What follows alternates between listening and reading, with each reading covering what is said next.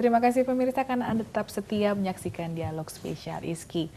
Mbak Lani, kita kembali ke temuan-temuan tadi lagi ya, the fish rotten from the head. Ikan itu mulai busuk dari kepalanya.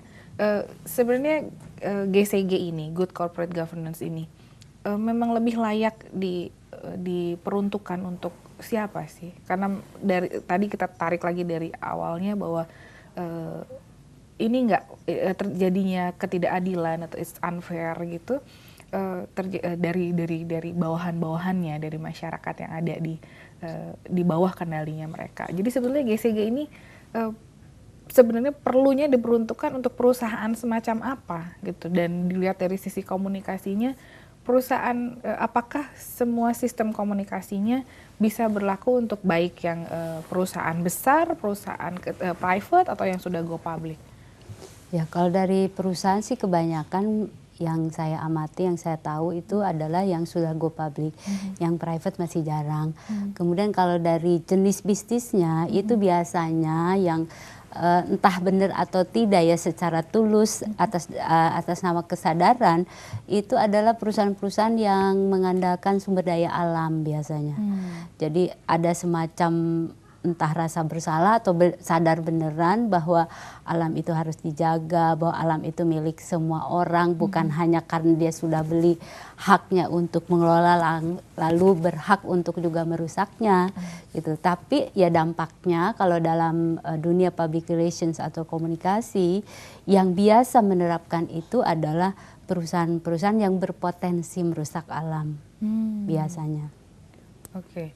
Dari situ kita ke Mbak Cynthia. So good corporate governance ini erat kaitannya dengan CSR kah? Erat iya, karena ada kepentingan stakeholder itu yang tadi yang pertama kali saya bilang bahwa stakeholder itu adalah masyarakat adalah bagian dari stakeholder. Nah, employee bagian dari stakeholder. Karena itu wajib hukumnya bagi sebuah perusahaan yang sudah mengikuti atau mengimplementasikan good corporate governance di perusahaannya itu harus melakukan CSR. Karena kepentingan stakeholder ini yang harus, kepentingan masyarakat ini yang harus dijaga dan dilestarikan oleh perusahaan. CSR, Corporate Social Responsibility, mengembalikan apa yang kita ambil dari alam untuk masyarakat. Kalau perusahaannya adalah kita sebut saja perusahaan minyak gitu ya.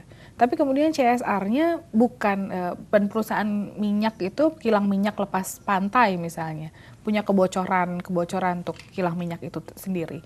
Kemudian yang dia lakukan pada masyarakat, CSR-nya itu bukan membersihkan lautnya dari kebocoran yang diakibatkan oleh perusahaan mereka, tapi hanya dalam tanda kutip misalnya membagi-bagi buku untuk anak-anak yang bersekolah atau hanya membuat sekolah gitu ya. Kenapa hanya? Karena sebetulnya kelalaian mereka yang paling fatal tidak dibersihkan gitu. Jadi kok sepertinya CSR-nya malah kosong ya, bukannya membersihkan apa yang mereka sudah rusak, tapi membuat CSR di bidang yang lain.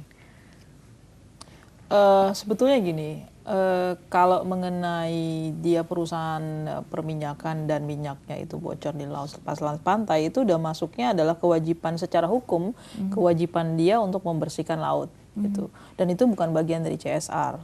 Memang kalau ada sebetulnya yang CSR yang paling baik adalah CSR itu berhubungan dengan apa yang dilakukan oleh perusahaan. Misalnya kalau kayak Mbak bilang bahwa CSR untuk perusahaan perminyakan kok ngebagiin buku, betul, itu nggak ada hubungannya. Harusnya dia pelestarian laut, ekologi laut dan segala macam yang berhubungan dengan misalnya dia kilang minyaknya adalah di laut dan sebagainya. Itu yang harusnya dilakukan. Jadi sebuah CSR ini harus ada relationship-nya dengan apa yang dilakukan oleh perusahaan atau apa yang diambil oleh si perusahaan tersebut. Nah, namun memang tidak bisa dipungkiri bahwa CSR yang sekarang ini banyak perusahaan-perusahaan melakukan CSR atas namanya hanya sekedar compliance. Ya, compliance itu hanya sekedar menuruti kata hukum gitu. Ya CSR tapi tanpa melihat dampak yang telah dilakukan oleh perusahaannya dan itu harus dikembalikan ke masyarakat. Yaitu biaya perusahaan minyak bagiin buku, misalnya penjualan mobil kayak gitu. Kita tahu bahwa macet ini di mana-mana di Jakarta kan. Namun perusahaan-perusahaan mobil itu tidak berhubungan dengan kemacetan itu sendiri, tapi malah dia mungkin mendirikan sesuatu atau memberi makan fakir miskin dan sebagainya misalnya gitu ya, yang which is adalah nggak ada relevansinya dengan apa yang dia ciptakan gitu. Seharusnya kan kalau mobil kayak Astra dan segala macam ya, dia mencetak mobil, menjual mobil, segala apapun, dia harusnya berhubungan dengan kemacetan tersebut. Itu karena sini sudah tidak tertanggulangi, harus kerjasama dengan perusahaan-perusahaan untuk menanggulangi masalah kemacetan ini. Ya memang di Indonesia ini kita belum melaksanakan CSR sesuai dengan secara ideal. Nah, namun memang mereka rata-rata lebih hanya sekedar compliance gitu.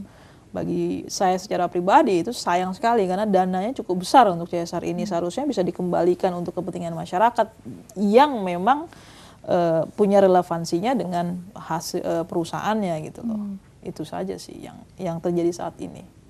Oke. CSR tidak sesuai dengan apa yang dia ambil.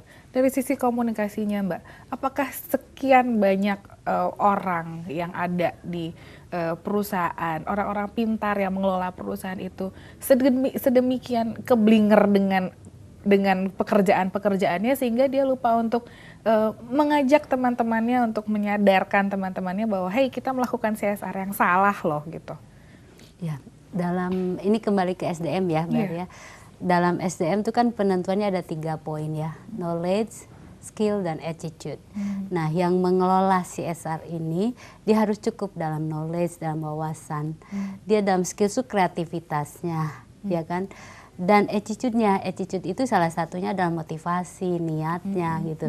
Nah, niatnya ini hanya untuk kalau dalam PR itu menjadi image bayangan saja, menjadi topeng, yang pokoknya di perusahaan ini kelihatan baik, kelihatan peduli, atau niatnya tadi menjadi sebuah kesadaran bahwa keberadaannya itu bukan hanya bagi kebaikan bagi dirinya, tapi juga kebaikan bagi orang sekitarnya atau siapapun yang berhubungan dengan dia, gitu.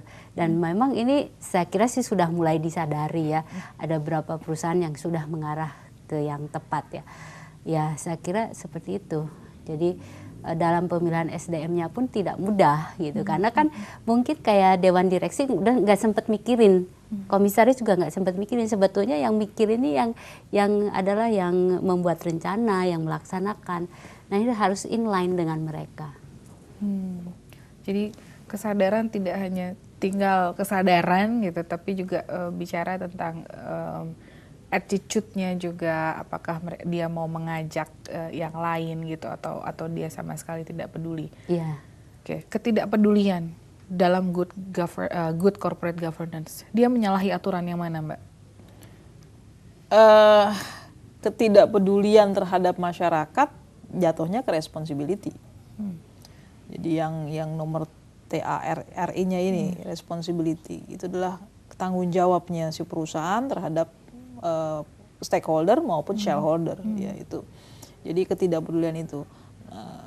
Namun tergantung juga, sekarang balik lagi mungkin saya menyambung bahwa memang semuanya itu bergantung pada atasnya, atau yang disebut dengan fish must be rotten from the head. Jadi good corporate governance itu, penelitian saya juga mengatakan bahwa memang itu harus diawali dari pemimpin yang paling atasnya, which is adalah kesadaran dari ownernya sendiri atau shareholder bahwa memang mereka harus melaksanakan itu.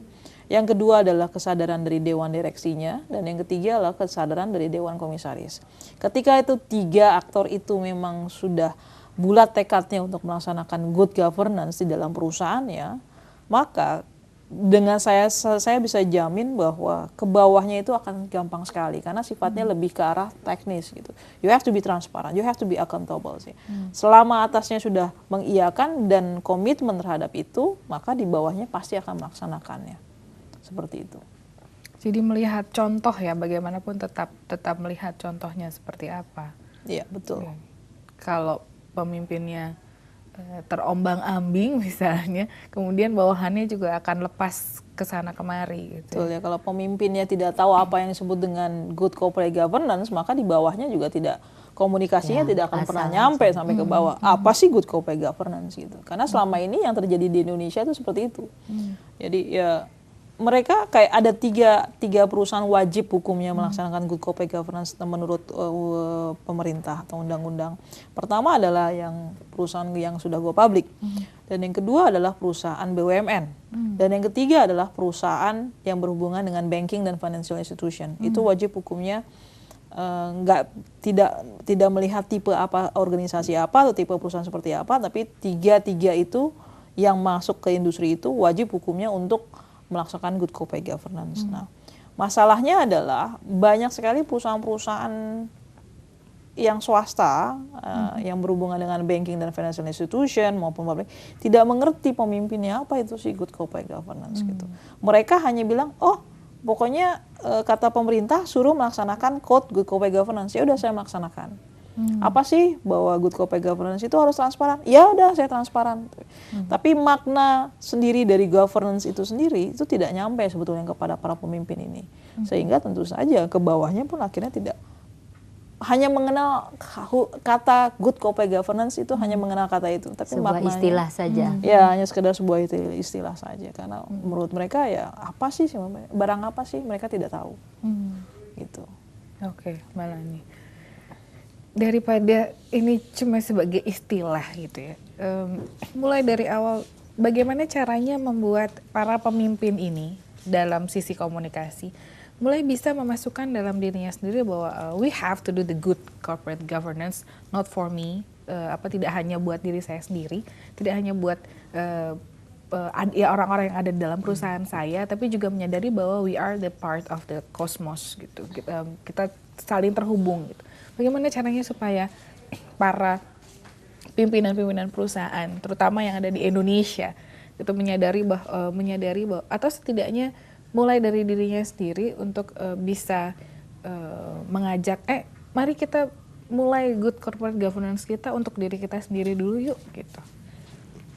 Setahu saya dari pemerintah sendiri mereka ada mencoba mengkomunikasikan ini dengan pertemuan-pertemuan dengan para pengusaha ya, baik secara rutin atau event tertentu itu ada ya, karena sempat beberapa kali mengelolanya. Jadi dan itu pun dilaksanakannya di hotel-hotel mewah gitu ya, yang para pengusaha itu akhirnya juga diharapkan ya bagaimanapun dalam perspektif komunikasi itu salah satunya dengan menyampaikan pesan ya kan, yang dikemas secara khusus.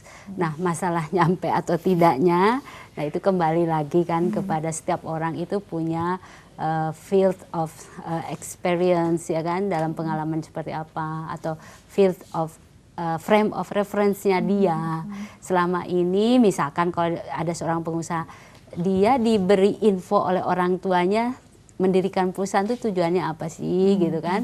Kan kita tidak bisa intervensi sampai ke sana. Tetapi tentu saja bisa saja ini menjadi lahannya Bu Cynthia sebetulnya, mengemas paket-paket. Bahwa ini loh kalau perusahaanmu pengen langgeng, kembalikan setiap orang itu kepada kepentingannya dulu ya kan, sebelum berpikir kepentingan orang lain. Nah, jadi bahwa yang hidup ini sangat adil, hidup ini sangat fair gitu. Siapa yang memberi banyak biasanya mendapat banyak ya kan. Nah mungkin itu perlu terus-menerus ada konsultannya atau apa. Tapi satu ya, kalau dalam komunikasi itu yang selalu diingat orang adalah sesuatu yang melukai perasaannya atau membahagiakannya, selalu ekstrim. Biasanya ada belajar yang paling pas itu atau paling diingat oleh orang adalah ketika melihat kegagalan orang lain. Jadi misalkan kalau ada sebuah perusahaan yang ambruk, ada perusahaan yang kenapa-napa, itu bisa segera dibidik dan menjadi contoh untuk tidak dilakukan oleh para CEO yang lain gitu. Oke. Kita tahan dulu lagi Mbak tentang keruntuhan yang mungkin terjadi. Pemirsa jangan kemana-mana karena kami akan segera kembali setelah komersial break berikut ini.